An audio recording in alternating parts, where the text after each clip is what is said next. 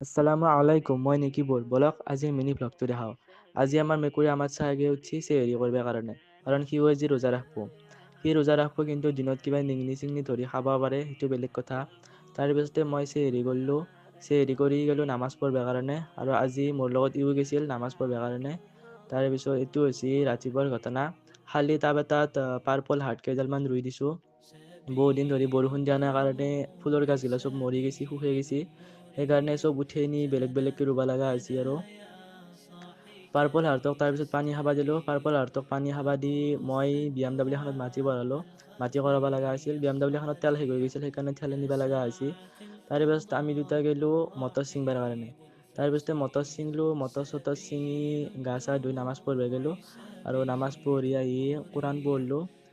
কোৰাণ পঢ়ি উঠি অলপ টোপনি মাৰিলোঁ। টোপনি মাৰি গ'লোঁ আছৰৰ নামাজ পঢ়িব। আৰু আজি আছৰৰ নামাজ পঢ়ি সোনকালে ঘৰ আহি পাইছোঁ, সেইকাৰণে অলপ কিবা কিবি কাম কৰি দিলোঁ। তাৰপিছতে আমি কৰিলোঁ ইফতাৰ, আৰু ইফতাৰ কৰি নামাজ পঢ়িলোঁ। নামাজ পঢ়ি আহি পোলাও খালোঁ, আৰু পোলাও খাই আজিৰ ব্লগটো ইয়াতে শেষ কৰিলোঁ। আজিৰ কাৰণে টাটা বাই বাই।